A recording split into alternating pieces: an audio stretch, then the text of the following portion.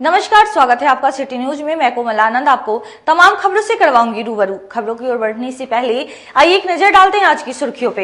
Headline की प्रायोजक है चुन्नीलाल मेगा मॉल। घाटी हत्याकांड मामले को लेकर समरनाले में नेता प्रतिपक्ष समेत भाजपा के कार्यकर्ताओं ने दिया धरना। चलती ट्रेन से एक व्यक्ति की मोबाइल छीनते चोर को स्थानीय लोगों ने पकड़कर की धुनाई। और समरनाले से पुलिस की गाड़ी चोरी कर भाग रहे चोर को पुलिस ने पकड़ा। ये थी आज की सुर्खियां, अब खबरें विस्तार से। घाटी हत्याकांड मामले को लेकर नेता प्रतिपक्ष विजय सिन्हा समेत भाजपा के कद्दावर नेता मंत्री इसराइल मंसूरी के खिलाफ धरना दिया। राहुल साहनी की हत्या और उसके परिवार के द्वारा यहाँ के माननीय मंत्री इसराइल मंसूरी जी का नाम देना और उसको बचाने के लिए FIR नहीं करना और इस तरह से अपराधियों का मनोबल बढ़ाना, दर्जनों हत्या, अपहरण, लूट, बलात्कार, रंगदारी का खेल यहाँ हो चुका है और इस पर एक्शन नहीं लेकर के आज शराब के नाम पर झूठे लोगों को फंसाने का खेल खेलना। बिहार सरकार के मंत्री इसराइल मंसूरी के खिलाफ गुरुवार को भाजपा की ओर से कलेक्ट्रेट में धरना दी गई। इसमें जिले के सभी भाजपा विधायक, पार्टी पदाधिकारी एवं कार्यकर्ता शामिल हुए। भाजपा पार्टी में हुई राहुल साहनी हत्याकांड का जिम्मेदार मंत्री इसराइल मंसूरी को बता रही है। इस मामले को लेकर लगातार भाजपा विधायक मंत्री इसराइल मंसूरी पर हमलावर है। इसी के तहत पूर्व विधानसभा अध्यक्ष विजय कुमार सिन्हा ने धरना में शामिल हुए।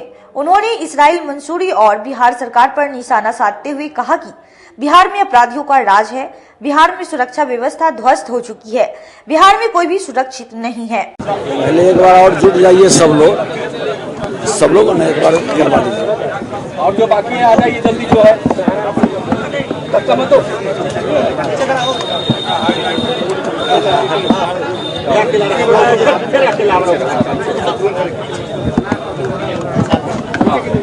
देखिए, आज राहुल साहनी की हत्या और उसके परिवार के द्वारा यहाँ के माननीय मंत्री इसराइल मंसूरी जी का नाम देना और उसको बचाने के लिए FIR नहीं करना और इस तरह से अपराधियों का मनोबल बढ़ाना, दर्जनों हत्या, अपहरण, लूट, बलात्कार, रंगदारी का खेल यहाँ हो चुका है और इस पर एक्शन नहीं लेकर के आज शराब के नाम पर झूठे लोगों को फंसाने का खेल खेलना और जो दोषी है, जो सत्ता में बैठा हुआ अपराधी है, उसको बचाने का खेल, कहीं न कहीं प्रशासन पर दबाव, इन तमाम मुद्दों को लेके बैठे हैं। ये लड़ाई अब सड़क से सदन तक जाएगी और ये भ्रष्टाचारी अपराधियों की और भ्रष्टाचारियों की सरकार जिस तरह से मुजफ्फरपुर, पटना, आरा, समस्तीपुर, आपके छपरा, गोपालगंज, सिवान, हर जगह, बेगूसराय, हर जगह अपराधियों का मनोबल चरम पर पहुंचा। हर दिन जनप्रतिनिधि मारे जा रहे हैं, आम लोगों की हत्या हो रही है, रंगदारी मांगा जा रहा है, पत्रकारों पर हमला हो रहा है और जो न्यूज को सही रूप से दिखाता है उस पर ही FIR करके और किसी न किसी बहाना बना के प्रताड़ित करना, इस तरह की तमाम घटनाओं को लेकर के आज सरकार के विरुद्ध, शासन प्रशासन के विरुद्ध हम लोग एक दिवसीय धरना का कार्यक्रम में बैठे हैं। चलती ट्रेन से एक व्यक्ति का मोबाइल छीनकर भाग रहे चोर को स्थानीय लोगों ने पकड़ लिया और जमकर पिटाई की। इन दिनों ट्रेनों में छिनतई की घटना देखने को मिल रही है। आए दिन यात्रियों से मोबाइल, पर्स समेत कई अन्य सामानों की छिनतई का मामला प्रकाश में आ रहा है। ताजा मामला मुजफ्फरपुर हाजीपुर रेलखंड पर देखने को मिला, जहां ट्रेन की गेट पर यात्रा कर रहे एक युवक से सातिर ने फोन की छिनतई की घटना को अंजाम दिया। वही घटना के दौरान पीड़ित चलती ट्रेन से गिर गया। हालांकि यह महज गनीमत रही कि उस वक्त ट्रेन की गति काफी धीमी थी, जिससे वह मामूली रूप से जख्मी हुआ और फिर वापस ट्रेन में चढ़कर चला गया। हालांकि सातिर युवक को काजी मोहम्मदपुर थाना क्षेत्र की शिवपुरी मंदिर के समीप स्थानीय लोगों ने पकड़ लिया और खूब धुनाई कर पुलिस को सौंप दिया। घटना को लेकर प्रत्यक्षदर्शी ने बताया कि ट्रैक के दोनों ओर दो युवक खड़े थे और इसी दौरान हाजीपुर की ओर से धीमी रफ्तार में ट्रेन आ रही थी। वहीं गेट पर मोबाइल लेकर खड़े युवक का मौका पाकर इस सातिर द्वारा फोन छीना गया। वहीं इस दौरान पीड़ित युवक ट्रेन से भी गिर गया था। हालांकि यह महज गनीमत रही कि उसे मामूली चोट आई और फिर वह ट्रेन से चला गया। हालांकि उक्त सातिर को उन लोगों ने पकड़ लिया और स्थानीय लोगों ने खूब पिटाई कर दी। वहीं सूचना पर पहुंची काजी मोहम्मदपुर पुलिस द्वारा आरोपित युवक को कब्जे में लेकर थाना लाया गया है। हाजीपुर के रास्ते से मुजफ्फरपुर के लिए तो ट्रेन था और ट्रेन ज्यादा स्पीड नहीं था, स्लो था। तो ये लड़का क्या किया, दो लड़का था, एक नहीं दो लड़का था, एक ये साइड एक ये साइड था। तो गेट पे जो बंदा रहता है उसको हाथ में मोबाइल था, जो पकड़ा है तो बंदा गिर गया है, वो लगभग कुछ दूर तक ले घिसटा गया है। उसके बाद ये भागा है, वो लड़का फिर ट्रेन स्लो हुआ है, उसके बाद लड़का ट्रेन में बैठ कर चला गया है। इसके फिर हम लोग पकड़ के स्थानीय लोग पकड़ के इसको रखे हुए हैं। उसके बाद 112 पे कॉल किए हैं, कंप्लेन किए हैं। उसके बाद मैम उधर फोन किए हैं, फिर यही सब। हाँ, वो गिर गया तो घसटा उधर मर जाता, वो चक्का के अंदर आ जाता। ये चीज हो गया था, वो चक्का के अंदर आ जाता, वो ऐसा हो गया था, स्थिति खराब हो गया था। तो उसी में छीन-छान किया है, इसलिए इसको पकड़ के ले जा रहे हैं। जो जिसका मोबाइल था वो ट्रेन से गिरा है क्या? हाँ, ट्रेन से गिरा है। एसकेएमसीएच में रक्त की कोई कमी नहीं और कोई मरीज वापस नहीं लौटी, यह दावा है सुपरिटेंडेंट का। जिले के एसकेएमसीएच के ब्लड बैंक में रक्त की कमी को लेकर आज विभिन्न अखबारों के माध्यम से लोगों को जानकारी मिली कि जिले में रक्त की कमी है और थैलेसीमिया बीमारी से पीड़ित मरीज भी रक्त की कमी के कारण वापस जा रहे हैं। जब हमारी सिटी न्यूज की टीम ने इस खबर की सच्चाई जानने के लिए एसकेएमसीएच पहुंची तो नजारा कुछ और ही निकला। वहां मौजूद पदाधिकारियों ने बताया कि रक्त की कमी की खबर आज कुछ विभिन्न अखबारों के माध्यम से देखने को मिली है, जो कि बिल्कुल गलत है। रक्त की जिले में कोई कमी नहीं है और कोई भी थैलेसीमिया से पीड़ित मरीज वापस नहीं गए हैं। उन सभी को रक्त उपलब्ध कराया गया है। रक्तदान तो हर बार ही अच्छा लगता है, इस बार तो मेरा 50वां डोनेशन है जी। क्या सोच के आज रक्तदान कर रहे हैं? रक्तदान चूंकि मुजफ्फरपुर में कैंसर अस्पताल की नींव रखी गई है और कैंसर पेशेंट का यहाँ इलाज होता है, थैलेसीमिया पेशेंट का इलाज होता है, तो ऐसे में मुजफ्फरपुर वालों की जिम्मेदारी बढ़ जाती है कि वो समय समय पर आकर रक्तदान करें। और यहाँ पर चूंकि यह सरकारी है, लोगों के लिए इजी अप्रोचेबल होता है, इसलिए मैं हमेशा सरकारी या तो रेड क्रॉस में या फिर मतलब सदर अस्पताल एसकेएमसीएच में ही प्रेफर करता हूँ कि मैं ब्लड डोनेट करूँ। मुजफ्फरपुर में आज एक अखबार में एक खबर छपी थी कि मुजफ्फरपुर में ब्लड की कमी है, थैलेसीमिया के मरीज मेडिकल से वापस जा रहे हैं ब्लड की कमी के कारण, ऐसा कुछ है क्या? थैलेसीमिया के मरीज मैंने भी पूछा था यहाँ आके, तो थैलेसीमिया के मरीज के वापस जाने की तो सूचना नहीं मुझे मिली, लेकिन हाँ ब्लड की कमी तो देखिए मैंने बताया पहले भी कि जो आपका मतलब नॉर्थ बिहार में सबसे बड़ा अस्पताल है एसकेएमसीएच, यहाँ पे कैंसर का अस्पताल खुल रहा है और थैलेसीमिया का इलाज होता है, तो इस नाते ब्लड की कमी मतलब रहती है हमेशा, तो हम लोग को ब्लड हमेशा देते रहना चाहिए। लोगों से क्या अपील करेंगे रक्तदान को लेकर? अपील यही है कि हर 3 महीने पे आपका खून आप दे सकते हैं, ब्लड डोनेट कर सकते हैं। आप साल में 4 बार नहीं तो कम से कम 3 बार कोशिश कीजिए कि आप जो है अपने शरीर का जो बेकार खून है उसको आप डोनेट कर दीजिए, किसी के काम आएगा। देखिए रक्त जो है हम लोग जो डोनेट करते हैं वो 35 दिन में एक्सपायर हो जाता है जी। तो हर महीने डोनेशन कैंप तो लगाना ही पड़ता है और यहाँ एसकेएमसीएच में लगातार यहाँ डेली 50 यूनिट का एवरेज काम हो रहा है, तो उससे रक्त की कमी तो बनी रहती है। लेकिन ऐसा नहीं होता है कि मरीज बहुत ज्यादा जो है भटकने का नौबत आता है। थैलेसीमिया के मरीज के भी वापस जाने की सूचना है, ऐसा है क्या? मेरे ख्याल से तो ऐसा कोई सूचना नहीं है। कल कुछ सूचना आई थी तो हम लोग बात किए थे, लेकिन उन लोग को उपलब्ध हुआ है। बंगलामुखी मंदिर के समीप सड़क पर नगर निगम द्वारा लगाई गई पाइप क्षतिग्रस्त हो गई, जिससे सड़क पर पानी का फव्वारा निकलता रहा। नगर निगम क्षेत्र के वार्ड 38 के बंगलामुखी मंदिर के समीप नाला निर्माण के दौरान जल नल योजना के तहत पाइप जो लगाया गया था वह नाला निर्माण के दौरान फूट गया, जो लगभग 2 महीने से फूटा पड़ा है। आए दिन वहां पर लोग गिरते पड़ते रहते हैं। वहां के व्यवसायियों ने कई बार पार्षद से मिलकर समस्या से अवगत कराया है, मगर कोई निदान नहीं निकल पाया है।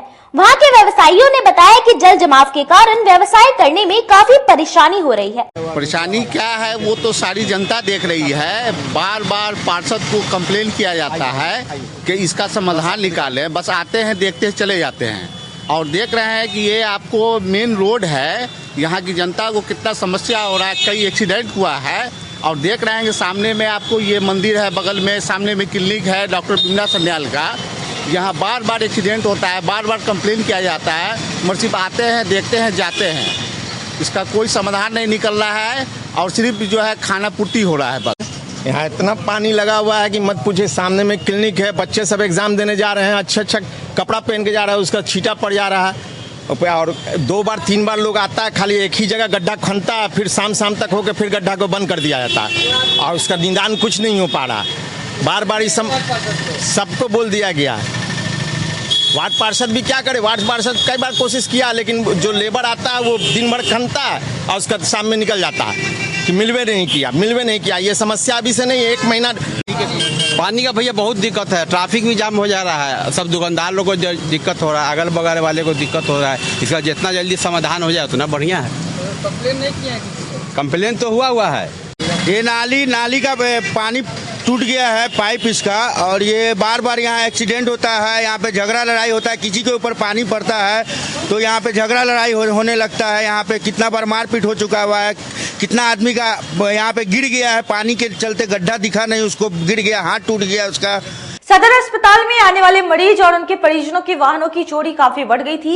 इसके बाद सिविल सर्जन ने पहल करते हुए अस्पताल परिसर में टोकन सिस्टम लागू कर दिया है। इन दिनों साइकिल व मोटरसाइकिल चोरी की घटनाओं में बेतहाशा वृद्धि देखने को मिल रही है।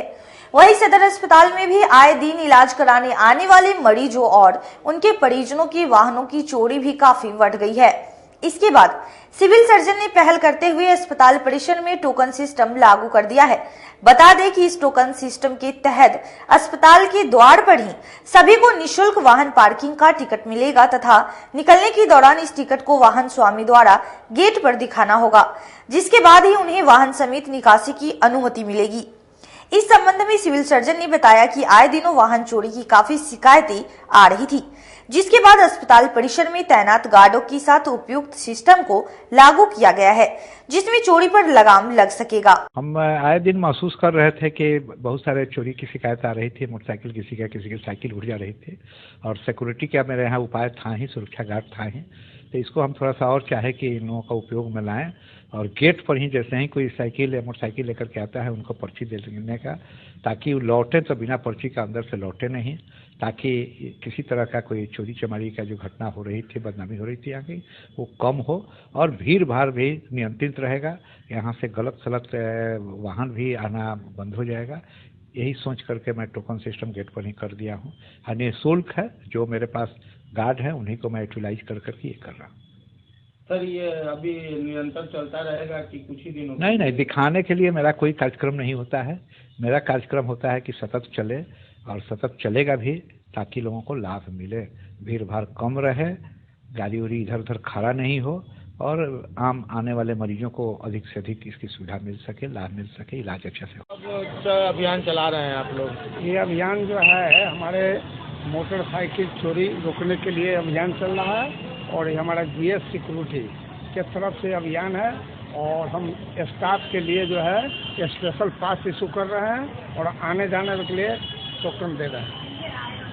ये क्या आप लोग अपने तरफ से कर रहे हैं कि CS के तरफ से आदेश मिला है? मेरे जो है सिक्योरिटी और CS साहब के तरफ से आदेश है। ये कब से चालू कर रहे हैं? कल से चालू। आज से चालू हुआ? कल से। ये कब तक चलेगा? ये जो है ये टोकन सिस्टम जब तक हम लोग हमारी सिक्योरिटी रहेगी तब तक चलेगा और इस पर हम लोग कंट्रोल पाएंगे। यहाँ चोरी होता है मोटरसाइकिल का, मेरा स्टाफ बदनाम होता है, गार्ड बदनाम होता है, इसलिए ये अभियान हम लोग चला रहे हैं। बोचहा विधायक अमर पासवान ने डीएम से मुलाकात कर अपने क्षेत्र की समस्या से अवगत कराया। बोचहा विधायक अमर पासवान ने गुरुवार को डीएम से मुलाकात कर अपने क्षेत्र की समस्याओं से अवगत कराया। मुशहरी और बोचहा के कृषि योग्य जमीन पर जल जमाव की समस्या से निपटारे की मांग की। विधायक ने डीएम को आवेदन देकर बताया कि मुशहरी और बोचहा में कई एकड़ जमीन जल जमाव के कारण खराब हो रही है। अगर इस जमीन से जल जमाव की समस्या खत्म कर दी जाए तो अच्छे अनाज की उपज होगी। उन्होंने डीएम से कहा कि अविलंब योजना तैयार कर जल जमाव वाले जमीन से पानी की निकासी की जाए। हमारा देश एक कृषि प्रधान देश है, इसमें एकड़ जमीन जो खेती योग्य है वह जल जमाव के कारण खराब हो रही है। एक सप्ताह के भीतर जल जमाव की समस्या से निपटारा किया जाए। जी, आज हम लोग जिलाधिकारी महोदय के पास हम लोगों ने तरौरा गोपालपुर में जो हजारों एकड़ भूमि का जो वहाँ पे जल जमाव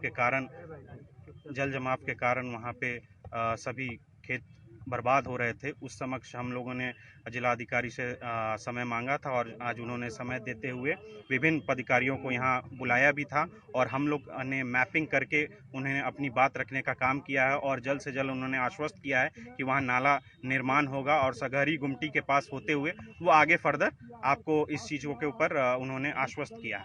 कितने सालों से जल जमा हुआ है वहाँ पे? जी, विगत हम देख पा रहे हैं काफ़ी समय से, लेकिन 2017 के बाद ये समस्या ज़्यादा होने लगी है क्योंकि बेला औद्योगिक क्षेत्र का जो पानी है उसमें रिसाव होके वहाँ पे आने लगा है और हम लोगों ने इस मुद्दों पे बात किया तो जिलाधिकारी ने सभी व्यवस्थित तरीके से प्लान उसका हम लोगों ने उनसे भी समझा और हमने भी अपनी बातें रखनी थी उनके समक्ष अपनी बातें रखी और इन विभिन्न मुद्दों पे हम लोगों ने बात किया। जैसे चनवारा घाट पुल पे भी आपका पैसा भू अर्जन का पैसा आ चुका है, तो मैं सभी सम्मानित वहाँ के जो किसान हैं उन सभी से आग्रह करूंगा कि अपने अपने कागजात को लेकर के सीओ मुसहरी में जा करके वहाँ पे अपने अपने भू अर्जन के लिए अपना अपील करें और जल्द से जल्द उसमें निर्माण में सहयोग करें। चनवारा घाट देखिए, उसमें तो पुलिस अपना जांच कर रही है और विभिन्न मुद्दों पे उस पर देखना पड़ेगा कि किस तरह से यह घटना हुई है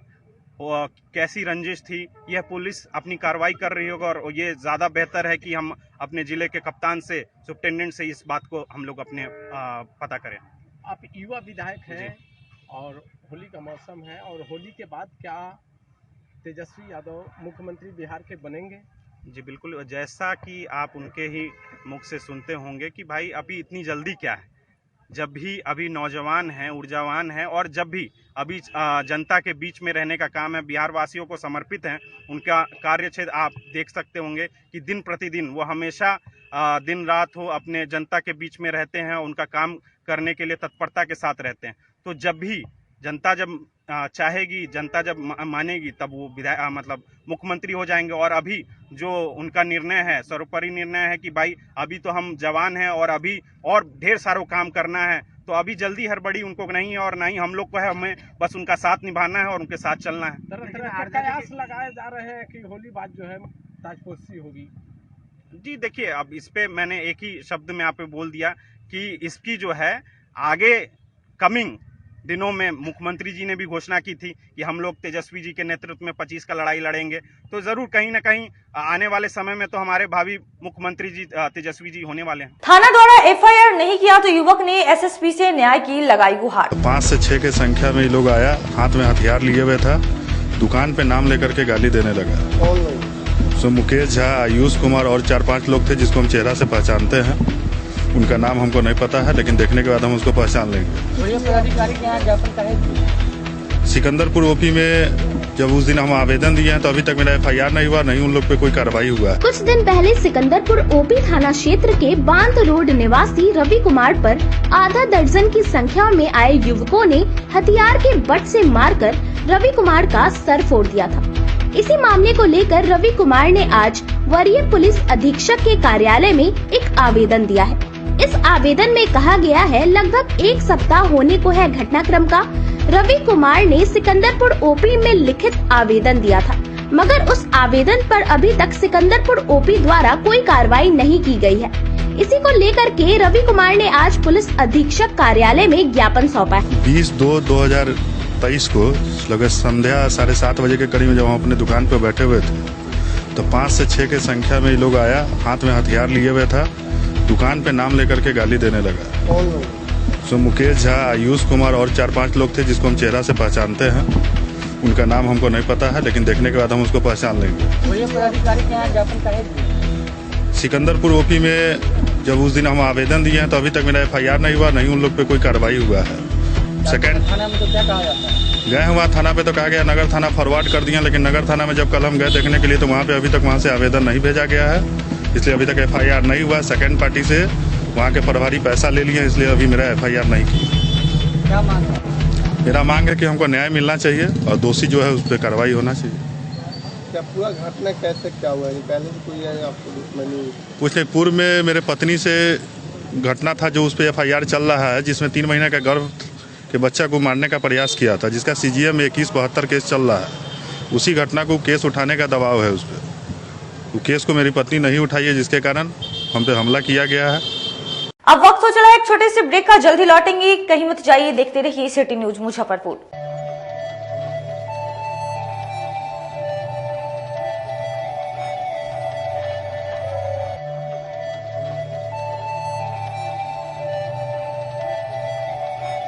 बाजार से सस्ता सबसे अच्छा चुन्नीलाल मेगा मॉल मुजफ्फरपुर में भी धूम मचाने के लिए आ गया है।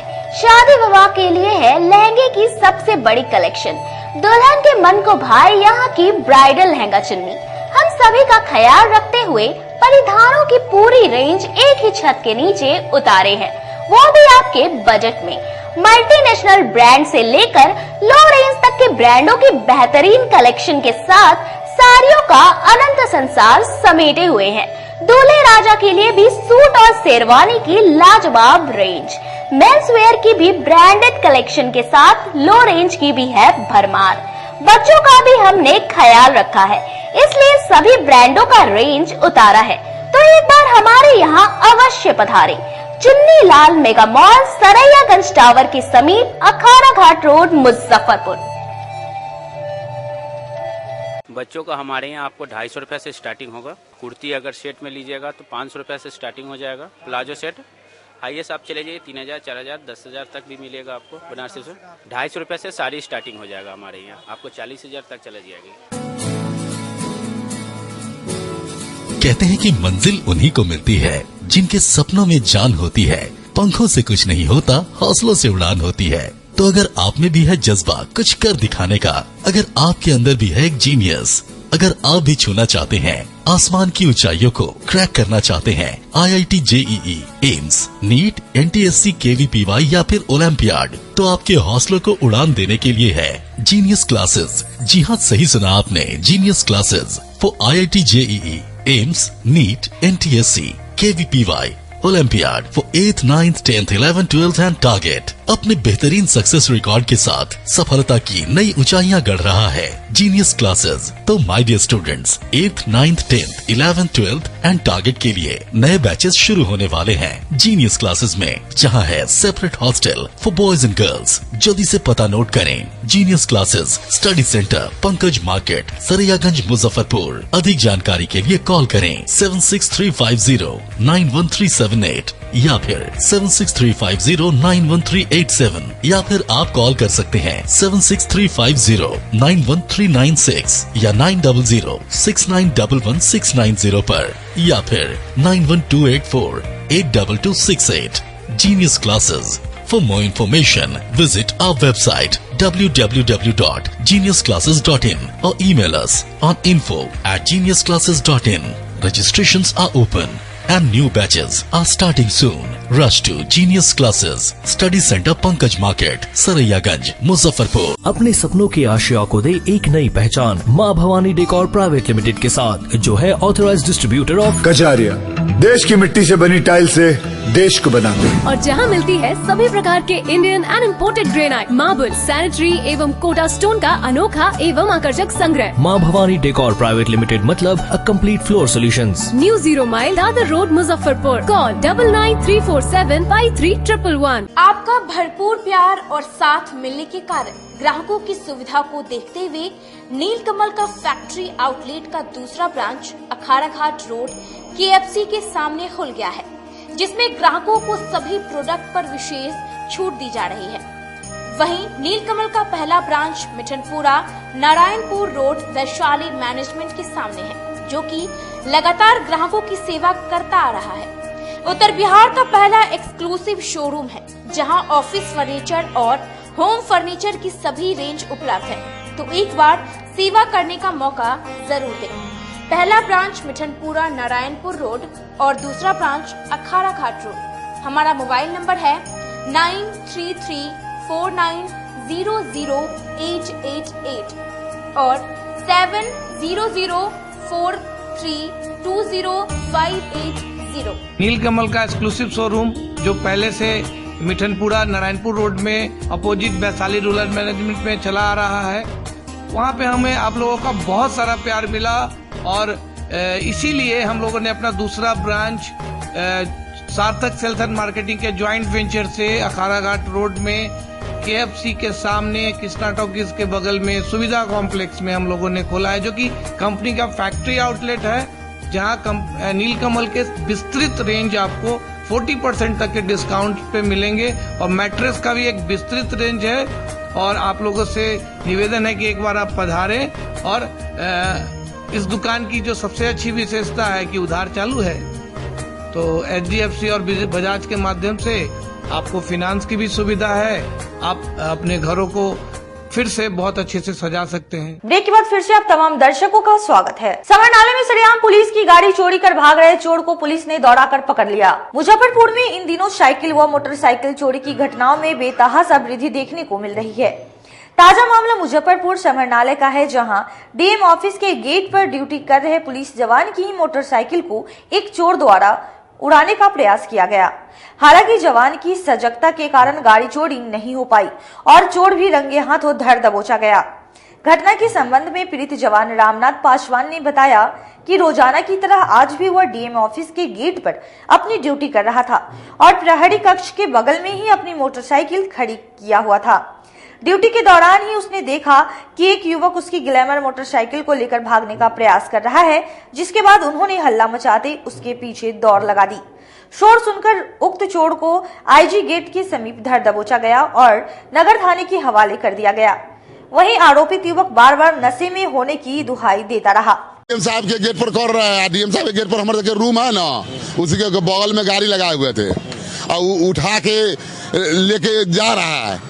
जैसा ही हमारे चाबी तो अभी हमरे पास मैंने वही में बेगे में, जैसा ही हमको नजर पड़ा नंबर पर, बस एक दफे हम करते हुए रेडी देते IG साहब तक चल गए। कौन गाड़ी था? ग्लैमर है 5466। चोर पकड़ा गया। अब ये हमको अभी कहाँ पता है, कुछ नहीं पता है। कांग्रेस के प्रवक्ता समीर कुमार ने अडानी प्रकरण को लेकर मोदी सरकार पर जमकर हमला किया। तिलक मैदान स्थित कांग्रेस कार्यालय में प्रेस वार्ता का आयोजन किया गया।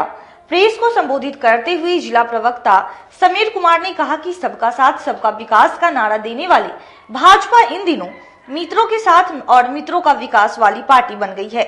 न खाऊंगा न खाने दूंगा का उसका नारा भी खोखला है। आज सरकार पूंजीपति मित्रों को सरकार खजाने की लूट की खुली छूट दे रही है। अडानी प्रकरण उसका जीता जागता उदाहरण है। देश में जो भी इस गठजोड़ के खिलाफ आवाज उठाने की कोशिश करता है, उसकी आवाज दबाने के लिए सरकारी तंत्रों का दुरुपयोग सिर्फ अपनी विपक्षी पार्टी ही नहीं, अडानी को मदद करने के लिए अन्य उद्योगपतियों के खिलाफ भी किया जा रहा है। मोदी सरकार और पूंजीपति अडानी के बीच अनैतिक संबंध के संबंध में आज प्रेस कॉन्फ्रेंस है। क्या मुद्दा है जो आप लेकर आज बैठे हैं प्रेस कॉन्फ्रेंस के? देश आज महंगाई बेरोजगारी से त्रस्त है और इससे समूचे देशवासी त्रस्त है, लेकिन सरकार के विभाजनकारी नीति से देशवासी माने लड़ रहे हैं और भारत की सबसे बड़ी विपक्षी पार्टी होने के नाते कांग्रेस देशवासी के साथ खड़ी है।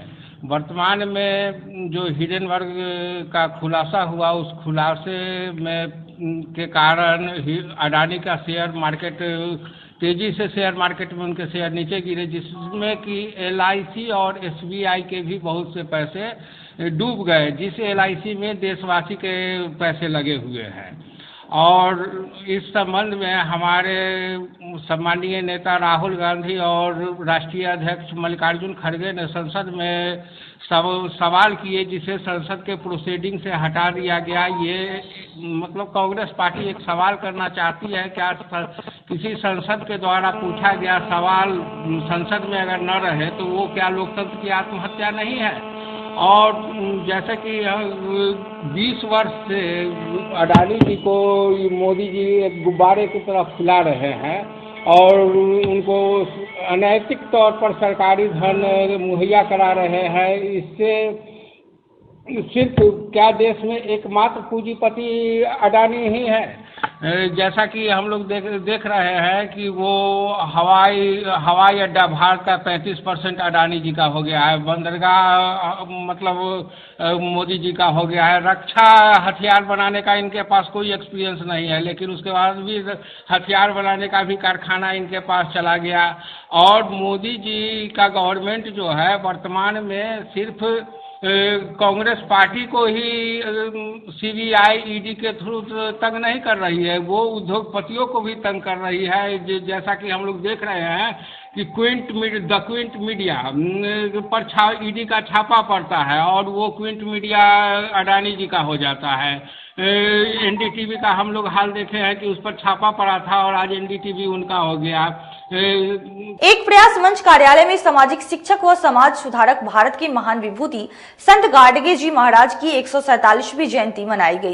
एक प्रयास मंच के द्वारा पुरानी गुदरी बहलखाना रोड स्थित एक प्रयास मंच कार्यालय में सामाजिक शिक्षक व समाज सुधारक भारत के महान विभूति संत गाडगे जी महाराज की 147वीं जयंती पर कार्यक्रम का आयोजन किया गया। मंच के संस्थापक संजय रजक ने कहा कि आज के दिन 23 फरवरी 1876 को महाराष्ट्र के अमरावती जिले के अंजन गांव सुरजी तुलका के शेड़ गांव ग्राम में हुआ था गाडगे जी का जन्म। बाबा सामाजिक शिक्षण व समाज सुधारक व्यक्ति थे। अपने संदेश में संत गाडगे बाबा ने शिक्षा हर किसी के लिए अति आवश्यक है, यदि खाने की थाली बेचने पड़ी तो बेचकर शिक्षा ग्रहण करो का संदेश दिया था। समाज में शिक्षा का प्रकाश फैलाने के लिए 21 शिक्षण संस्थानों तथा 100 से अधिक अन्य संस्थानों की स्थापना भी की थी। जब भी किसी गांव में जाते थे वहां की गंदगी देखकर खुद साफ सफाई करने लग जाते थे। गांव वाले इनके कार्य से खुश होकर कुछ पैसे दे देते और इन पैसों से बाबा ने अनेक सामाजिक कार्य गांव में स्कूल, अस्पताल, धर्मशालाएं, गौशालाएं तथा छात्रावासों का निर्माण कराया। 1 मई 1983 को महाराष्ट्र सरकार ने नागपुर विश्वविद्यालय को विभाजित कर संत गाडगे बाबा अमरावती विश्वविद्यालय की स्थापना की। 20 दिसंबर 1998 को भारत सरकार ने उनके सम्मान में डाक टिकट जारी की। आज उनकी जयंती पर लोगों ने उनके चित्र पर पुष्प अर्पित कर शत नमन किए। साथ ही जरूरतमंद बच्चों के बीच पठन सामग्री वितरण किया गया। आज एक प्रयास मंच के द्वारा पुरानी गुदरी बहलखाना रोड स्थित एक प्रयास मंच कार्यालय में सामाजिक शिक्षक व समाज सुधारक व्यक्ति संत गाडगे जी महाराज जी की 147वां जयंती कार्यक्रम का आयोजन किया गया।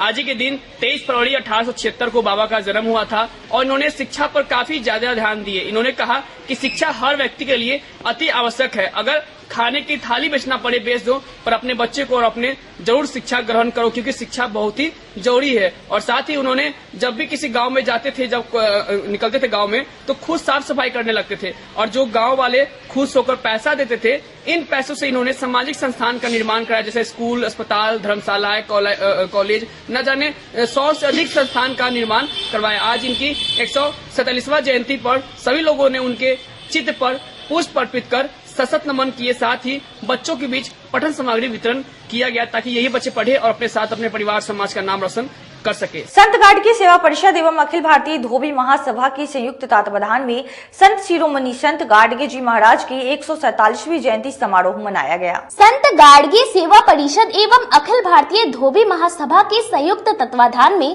संत शिरोमणि संत गाडगे जी महाराज की 147वीं जयंती समारोह स्थानीय सिकंदरपुर धोबी घाट के संत गाडगे भवन में मनाया गया।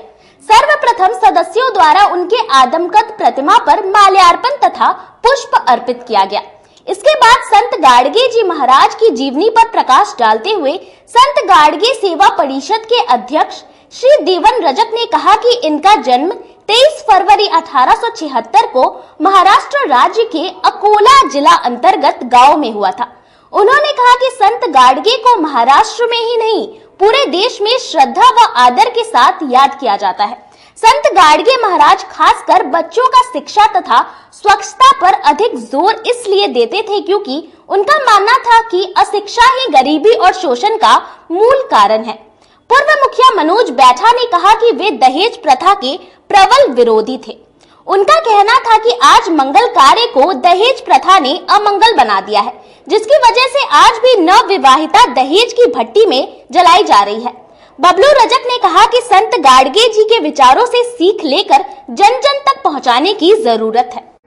आज रजक समाज में जन्मे संत गाडगे जी महाराज के 147वीं जयंती समारोह के अवसर पर आज हम लोग इकट्ठा हुए हैं और इनके आदमकद प्रतिमा पर पुष्प अर्पित हमारे सदस्यों द्वारा किया गया है। हम लोग ने इनको माला अर्पण किया है। साथ ही इन्होंने जो हम लोग को दिया था कि शिक्षा स्वच्छता इनका मिशन चलता था, ये मिशन आज भले ही माननीय प्रधानमंत्री हो या यान स्वच्छता अभियान चलता हो, लेकिन समझ लीजिए 140 बरस पहले 50 बरस पहले भारत की स्थिति क्या थी, वैसे परिस्थिति में भी उनका बहुत ही अच्छा सोच था। सोच ये था कि अगर आपको थाली लोटा बेचकर भी अपने बच्चे को पढ़ाना पड़े तो तुम निश्चित रूप से पढ़ाओ। इतना ही नहीं, अगर अपने बच्चे को चाहते हो कि इनकी आयु लंबी हो, स्वस्थ रहें, तो स्वच्छता पर भी इन्होंने अपना अभियान चलाया। और चलाते हुए भी इन्होंने एक साधारण परिवार में जन्म लेने के बावजूद भी इन्होंने गायन के माध्यम से जो भी पैसा एकत्रित किए, उस समय धर्मशाला नहीं था, धर्मशाला बनवाए, अस्पताल बनवाए और अन्य बहुत से कार्यों को उन्होंने किया है। आज उन्हीं के याद में हम लोग यहाँ पर एकत्रित होते हुए भी आज हम लोग संकल्पित हैं कि उनके बताए हुए रास्ते पर आगे चलने का हम लोग संकल्प लेते हैं। और अपने जो भी व्यक्ति आए हुए हैं, हम लोगों ने उनको कहा कि स्वच्छता पर और शिक्षा पर जोर देने का हम लोग आज अपील करते हैं। बिजली दर में वृद्धि एवं स्मार्ट मीटर समेत विभिन्न मांगों को लेकर लोक जनशक्ति पार्टी ने समरनालय में धरना दिया। इस दौरान लोजपा कार्यकर्ताओं ने मुख्यमंत्री नीतीश कुमार पर जमकर निशाना साधा। बिजली दर में वृद्धि एवं स्मार्ट मीटर समेत विभिन्न मांगों को लेकर गुरुवार को लोक जनशक्ति पार्टी रामविलास ने गुरुवार को कलेक्ट्रेट में धरना दिया। इस दौरान लोजपा कार्यकर्ताओं ने मुख्यमंत्री नीतीश कुमार पर जमकर निशाना साधा। इसके अलावा बिहार सरकार के विरोध में नारेबाजी की। इस दौरान जिला अध्यक्ष चुलबुल शाही ने बिहार सरकार पर निशाना साधते हुए कहा कि बिहार की जनता बिजली की समस्या से त्रस्त है, इस पर सरकार का कोई ध्यान नहीं है, जबकि राज्य के विकास के लिए आवश्यक है कि बिजली दर नियंत्रण रहे और उपभोक्ताओं के साथ पारदर्शिता बरता जाए। लेकिन बिहार में भ्रष्टाचार चरम सीमा पर है। सरकार से मांग है कि बिजली के दामों में 30% की कटौती की जाए एवं बीपीएल परिवार को प्रति माह 150 यूनिट बिजली फ्री दी जाए। साथ ही स्मार्ट प्रीपेड मीटर पर मीटर रीडिंग टेस्ट सर्टिफिकेट उपभोक्ताओं को दी जाए। वहीं उन्होंने दूसरे प्रदेश का हवाला देते हुए कहा कि अन्य राज्यों में बिहार से सस्ता बिजली है। लोक जनशक्ति पार्टी रामविलास आज बिजली के विभिन्न मांगों को लेकर एक दिवसीय धरना का कार्यक्रम हम लोग यहाँ कर रहे हैं। इस धरना के माध्यम से कुछ मांगे हैं जो हम लोग सरकार के स्तर पर पहुंचाने का कोशिश कर रहे हैं। जैसे आपको बता दें कि जो किसान हैं या जो छोटे मोटे हमारे यहाँ कल कारखाने और उद्योग हैं, उसको सब्सिडी दर पर बिजली दी जाए, यह हम लोगों का प्राथमिकता है और ये प्रमुखता से हम लोग इस बात का मांग कर रहे हैं। दूसरा है कि जो बीपीएल परिवार है, इसको 150 यूनिट फ्री बिजली बीपीएल परिवार को दिया जाए। तीसरा मांग है कि जो बिजली का दर है, इसको 40% बढ़ाने की बात जो विचार बिहार सरकार में चल रही है, उस विचार को बिहार सरकार बदल दे और 30% बिजली का जो दर है वो 30% दर को कम करे।